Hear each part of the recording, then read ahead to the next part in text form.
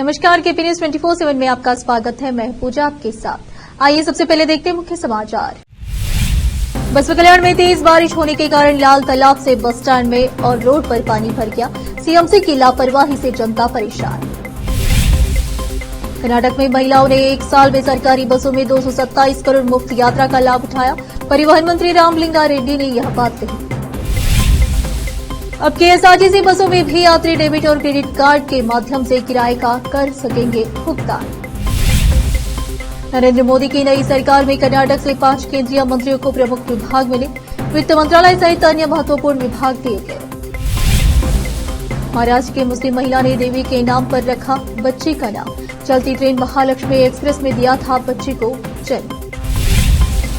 इस्लाम से क्या सीखना चाहिए? आरएसएस चीफ मोहन भागवत ने बताया, सभी समुदायों के बीच एकता पर दिया जोर।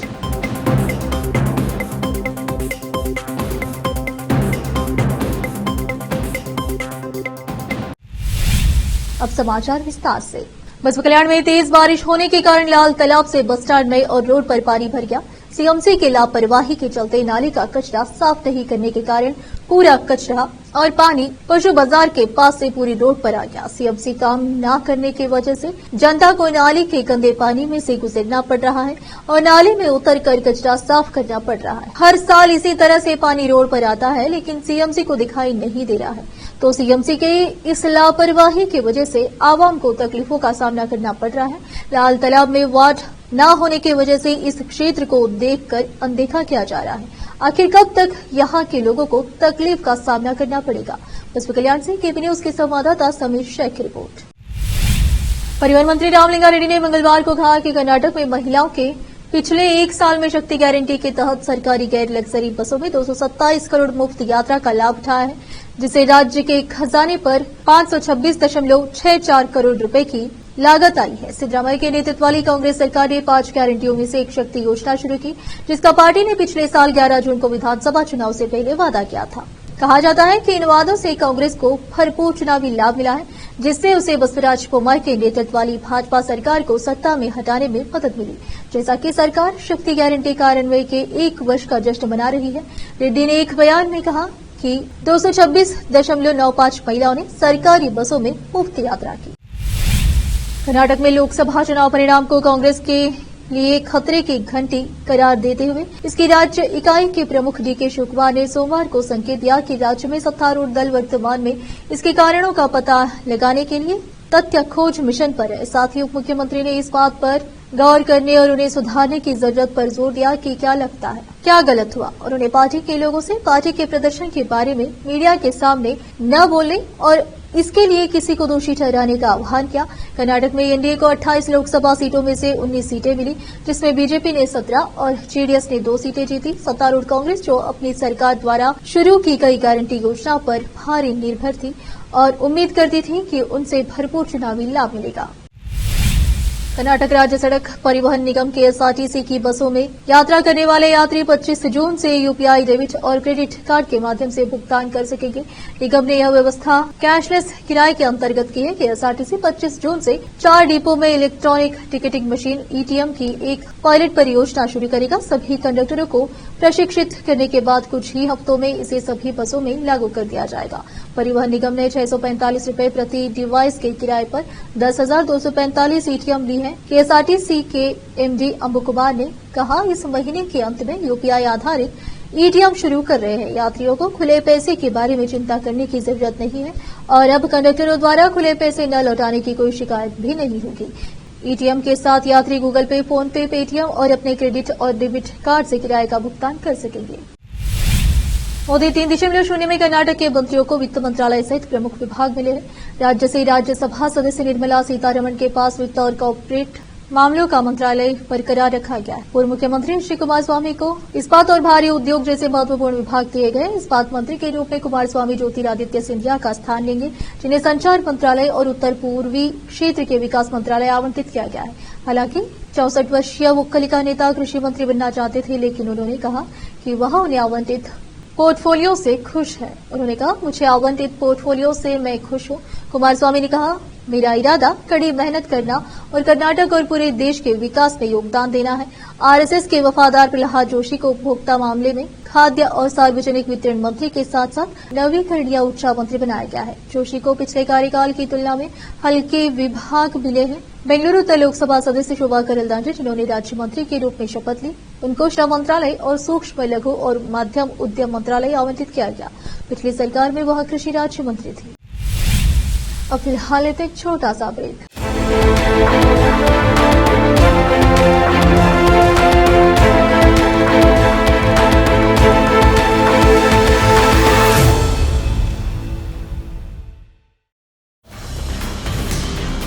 हिंदुस्तान के हर कोने में हम हैं मौजूद। 24 घंटे हालात पर गहरी नजर, खबरों से जुड़े चुपते सवालात, और आपको दिखाता है धार्मिक, सामाजिक, राजनीतिक, लोकल और इंटरनेशनल न्यूज की सबसे बेहतर कवरेज, जो आपको रखती है हर पल बाखबर। देश और दुनिया भर की खबर के लिए देखते रहें केपी न्यूज 24/7। ब्रेक के बाद आपका स्वागत है। आइए देखते हैं समाचार। कन्नड़ अभिनेता दर्शन युगदीप को पुलिस हिरासत में लिया गया है। मीडिया रिपोर्ट के अनुसार पश्चिम बेंगलुरु के डीसीपी गिरीश ने कहा है कि अभिनेता दर्शन युगदीपो को कामाक्षीपाल्या पुलिस स्टेशन में दर्ज एक हत्या के मामले में पूछताछ के लिए हिरासत में लिया गया है।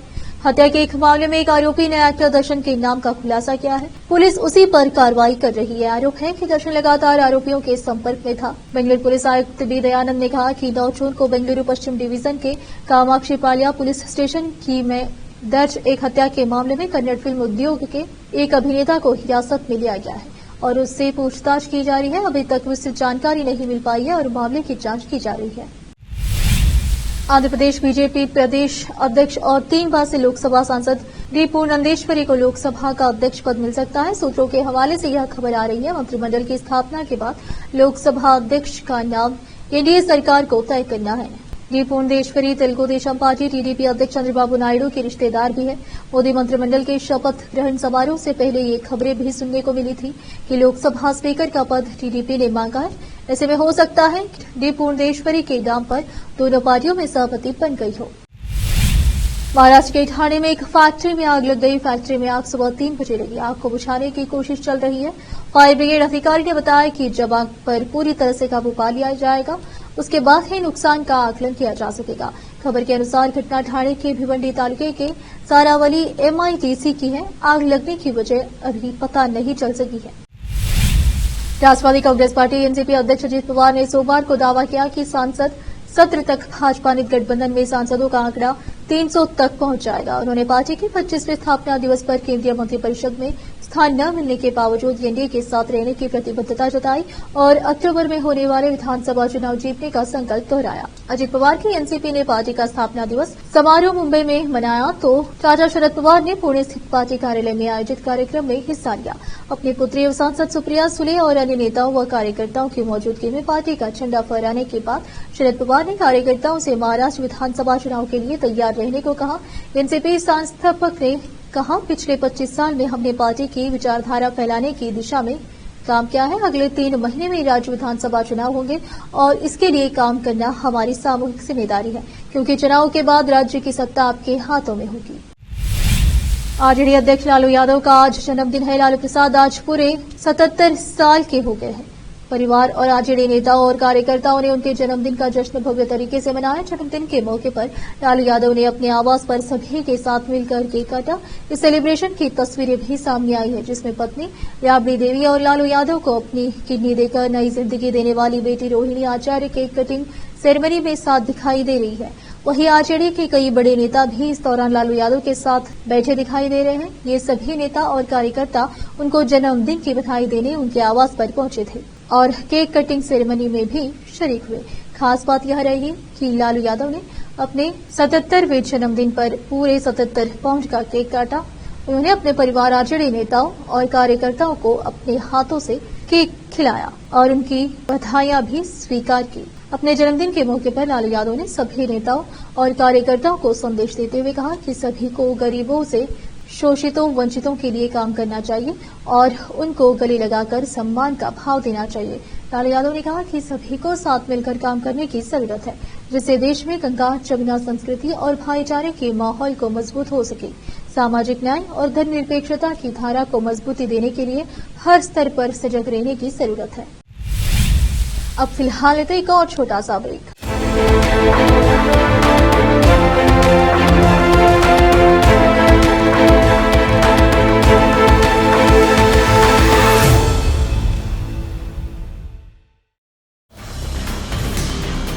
हिंदुस्तान के हर कोने में हम हैं मौजूद। 24 घंटे हालात पर गहरी नजर, खबरों से जुड़े चुपते सवालात और आपको दिखाता है धार्मिक, सामाजिक, राजनीतिक, लोकल और इंटरनेशनल न्यूज की सबसे बेहतर कवरेज, जो आपको रखती है हर पल बाखबर। देश और दुनिया भर की खबर के लिए देखते रहें केपी न्यूज 24/7। ब्रेक के बाद आपका स्वागत है। आइए देखते समाचार। महाराष्ट्र में एक महिला ने चलती ट्रेन में एक बच्चे को जन्म दिया है। 6 जून की सुबह कोल्हापुर मुंबई महालक्ष्मी एक्सप्रेस में सफर कर रही गर्भवती महिला 31 वर्षीय फातिमा खातून को लेबर पेन शुरू हो गया, जिसके बाद फातिमा ने ट्रेन के शौचालय में बच्चे को जन्म दिया। मीडिया की खबर के अनुसार लोनावाला स्टेशन पहुंचने पर फातिमा ने अपने पति तैयब को दर्द की सूचना दी। तैयब के मुताबिक फातिमा ने उन्हें बताया कि उसे काफी तेज दर्द हो रहा है और वो ट्रेन के शौचालय चले गई। फातिमा काफी देर तक वापस नहीं आई। तैयब फातिमा को देखने के लिए शौचालय गए तो पाया कि उन्होंने एक बच्चे को जन्म दिया है। ट्रेन में मौजूद अन्य महिला यात्रियों ने फातिमा की मदद की। तैयब ने करजत राजकीय रेलवे पुलिस को इसकी सूचना दी। रेलवे स्टेशन पहुंचते ही फातिमा और उसके परिवार वालों को ट्रेन से उतारकर अस्पताल पहुंचाया गया। राजकीय रेलवे पुलिस ने पहले ही अस्पताल को सूचित कर दिया था।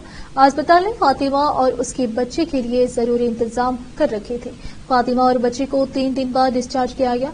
तैयब ने कहा कि ट्रेन में तिरुपति से महालक्ष्मी मंदिर जाने वाले कुछ यात्रियों ने मुझसे कहा कि उन्हें मां लक्ष्मी के दर्शन हो गए हैं। ऐसे में मैंने अपनी बेटी का नाम महालक्ष्मी रखने का फैसला किया है। राष्ट्रीय स्वयंसेवक संघ आरएसएस के प्रमुख मोहन भागवत ने इस्लाम और ईसाई धर्म को लेकर बड़ा बयान दिया। उन्होंने कहा कि इस्लाम और ईसाई जैसे धर्मों की अच्छाई और मानवता को अपनाया जाना चाहिए। सभी धर्मों के अनुयायियों को एक दूसरे का भाई बहन के रूप में सम्मान करना चाहिए। मोहन भागवत ने नागपुर में कहा, भारतीय समाज विविधतापूर्ण है, लेकिन सभी जानते हैं कि यह एक समाज है और वे इसकी विविधता को स्वीकार भी करते हैं। सभी को एकजुट होकर आगे बढ़ना चाहिए और एक दूसरे की उपासना पद्धति का सम्मान करना चाहिए। मोहन भागवत ने कहा कि हजारों वर्षों से जारी अन्याय के कारण लोगों के बीच दूरियां हैं। उन्होंने आगे कहा कि आक्रमणकारी भारत आए और अपने साथ अपनी विचारधारा लेकर आए, जिसका कुछ लोगों ने अनुसरण किया, लेकिन यह अच्छी बात है कि देश की संस्कृति इस विचारधारा से प्रभावित नहीं हुई। आखिर में फिर एक बार नजर डालते हैं मुख्य समाचारों पर। बसवा कल्याण में तेज बारिश होने के कारण लाल तालाब से बस स्टैंड में और रोड पर पानी भर गया। सीएमसी की लापरवाही से जनता परेशान। कर्नाटक में महिलाओं ने 1 साल में सरकारी बसों में 227 करोड़ मुफ्त यात्रा का लाभ उठाया। परिवहन मंत्री रामलिंगा रेड्डी ने यह बात कही।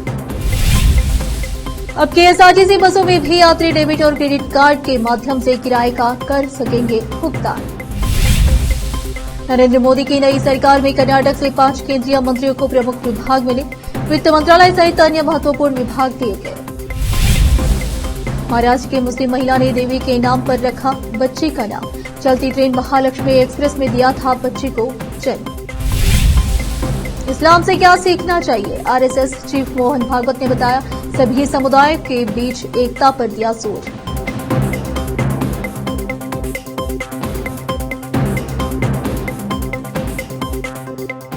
केपी न्यूज में इतना ही। देश प्रदेश के समाचारों के लिए देखते रहिए आपका अपना चैनल केपी न्यूज 24/7। धन्यवाद।